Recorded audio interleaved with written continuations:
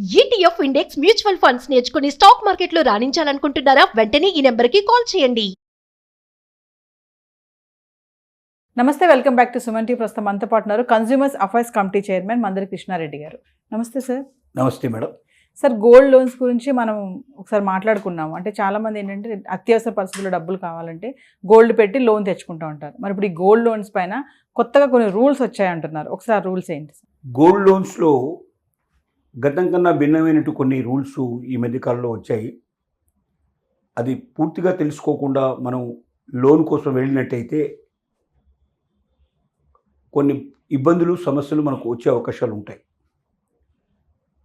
దాంట్లో ముఖ్యంగా చెప్పేది ఏమిటంటే, చిన్న మొత్తాల్లో తీసుకునే లోన్స్ అన్నీ కూడా 1 సంవత్సరం లోపలనే దాన్ని క్లియర్ చేయాలి. అలా కాకుండా తిరిగి ఆ లోన్ మళ్ళీ డబ్బులు కట్టి మళ్ళీ ఆ డబ్బు బంగారాన్ని తీసుకొని మళ్ళీ కావాలంటే లోన్కి అప్లై చేసుకోవాలి. గతంలో అయితే 3 సంవత్సరాల దాకా అవకాశం ఇచ్చేవాళ్ళు. 3 ఇయర్స్ వరకు దాన్ని అట్లాగే ఉంచి 3 ఇయర్స్ తర్వాత మనం కావాలంటే మళ్ళీ దాన్ని డబ్బు కట్టి తీసుకొని మళ్ళీ రెండోసారి కావాలంటే రివైజ్ చేసుకోవడానికి మనకు పాసిబిలిటీ ఇచ్చేవాళ్ళు. ఇప్పుడు 1 ఇయర్ వరకే ఆ అవకాశాన్ని ఇస్తున్నారు. దాన్ని జాగ్రత్తగా పరిశీలించుకోవాలి. అంటే 1 ఇయర్లో మనం డబ్బులు కట్టి వెనక్కి తీసుకోలేని పరిస్థితి ఏర్పడితే అది వేలానికి వెళ్ళిపోతుంది. ఓకే, వేలం వేసేస్తారు. ఇంకోటి చాలా సందర్భాలుగా ఏం జరుగుతుందంటే, ఈ వేలం ప్రక్రియలో కూడా బాటంగా బయటకు వచ్చి వేలం వేసేదానికన్నా కూడా ఇంటర్నల్గా వాళ్ళు మెకానిజం చేసుకొని దాంట్లో కొన్ని గోల్మాల్ ప్రక్రియలు కూడా జరిగే పాసిబిలిటీస్ ఏర్పడతాయి. ఓకే, జరుగుతాయి సార్. అవకాశాలు ఉన్నాయి. ఎవరైనా తక్కువ రేట్లో కూడా చేశారంటారు. ఏముంది దాంట్లో? వేలం అనేది ఇష్టం మీద ఆధారపడింది కదా. వేలం అనేది ఎక్కువ భాగం ఎవరైనా పాట పాడితే ఎంతవరకు పాడగలుగుతాడు? దాని నిజమైన రేట్ ఏముంటుందనే విషయం ఎవరికైనా గ్రహించగలుగుతాడు.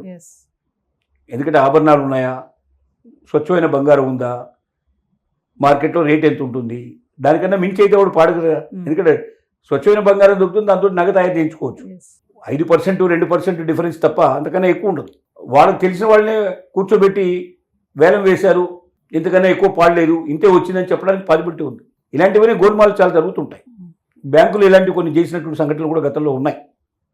అంటే అందరూ అలా చేస్తారని మనం చెప్పలేం, కానీ కొన్ని చోట్ల పాసిబిలిటీస్ ఉన్నాయి.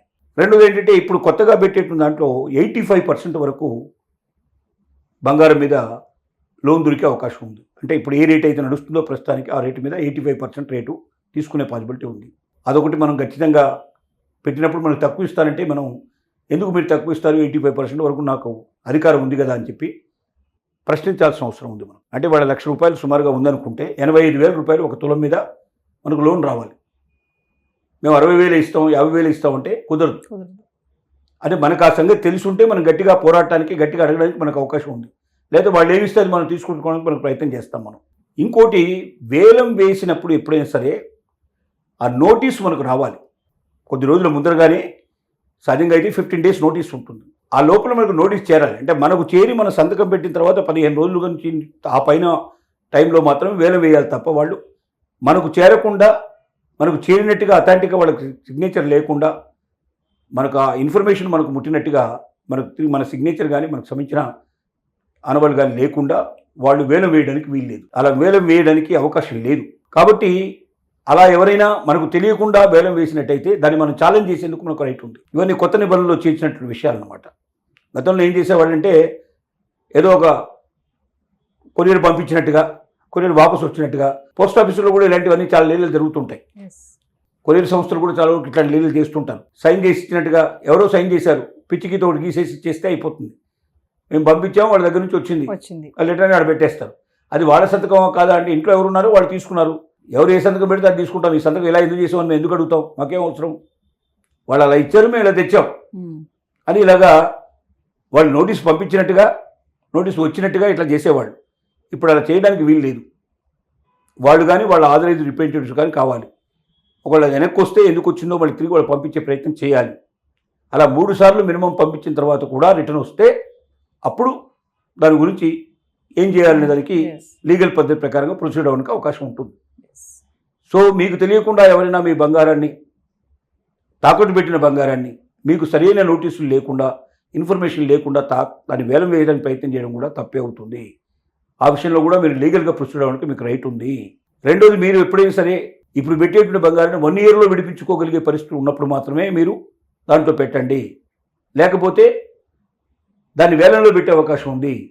వేలంలో పెట్టిన తర్వాత ఇవాళ తులానికి మార్కెట్లో ఇంత ఉంది కదా, నేను 85%కే పెట్టాను కదా, ఇంకా 15% ఉంది కదా, వడ్డీ తీసుకుని తీసేసినా కూడా ఇంకా నాకు 10% ఎక్కువ రావాలి కదా, నేను 100 తులాస్ మీ దగ్గర పెట్టాను, 10 తులాలు, ఒక తులం 10 గ్రాములు, ఒక 100 గ్రాములు పెట్టాను అంటే 100 గ్రాముల మీద నాకు ఎంత రావాలి? నాకు ఇప్పుడు ఇచ్చింది 85 చొప్పున 85,000 ఇంటూ 10 వేసుకుని 8,50,000 నాకు ఇచ్చారు. Yes. నాకు లెక్క ప్రకారంగా 10 లక్షల వాల్యూ పెట్టాను. వేలం వేసే రోజున అది ఏ 11 లక్షలు 12 లక్షలు ఉండి ఉంటుంది. అంటే ఈ 3 లక్షలు 4 లక్షలు నాకు రావాలి. అంటే ఎంత అయితే నేను కట్టాల్సి ఉందో ఆ కట్టేది తీసుకొని మిగతాది నాకు ఇచ్చేయమని, అది తీసుకోవడానికి కూడా మనకు రైట్ ఉంటుంది. వేలం వేసిన తర్వాత అంతకుముందు ఎంతైతే ఉందో మనం కట్టాల్సింది పోయిన తర్వాత మిగతా డబ్బులు మనకి ఇవ్వాలి. లెక్క ప్రకారం ఖర్చులు తీసేసి ఇస్తారు. కానీ చాలా సందర్భాల్లో మనకు ₹1 రాదు. ఎందుకంటే మాకు తక్కువ వేలలో పోయింది లేదా ఎక్కువ ఎక్స్పెండిచర్ అయిందని రకరకాల లెక్కలు చెప్పి మనల్ని తీసేసే ప్రయత్నం చేస్తారు. ఇది ఏం జరిగినా లీగల్గా ప్రొసీడ్ అయ్యి ఎవరైతే మనకు అన్యాయం చేశారో వాళ్ళ నుంచి మనం తెచ్చుకునేందుకు మనకు హక్కు ఉంది. ఇలాంటి కొత్త చట్టాల లోపల రూపొందించిన పద్ధతులు, కొత్త రూల్స్ అన్నీ వస్తున్నాయి తొందరలోనే. ఈ రూల్స్ ప్రకారంగా వేలం వేయడానికి కానీ వీటన్నిటికీ కానీ పాసిబిలిటీ ఉంది. కానీ మీరు ఒకటే గ్రహించాల్సింది, 1 సంవత్సరం లోపల మీరు తిరిగి తీసుకోవడానికి వీలుగా ఉండేటట్టయితేనే మీరు వేలంలో దాంట్లో పెట్టండి. మీరు గోల్డ్ లోన్ పెట్టి, లేదా మీ ఫ్రెండో మీ బంధువులు ఎవరి దగ్గర డబ్బైనా తీసుకెళ్ళి కట్టి దాన్ని మళ్ళీ తీసుకొని మళ్ళీ లోన్ తీసుకొని వాళ్ళ డబ్బులు వాళ్ళకి ఇచ్చే అవకాశం మీకు ఉంది.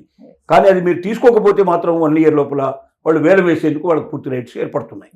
Thank you.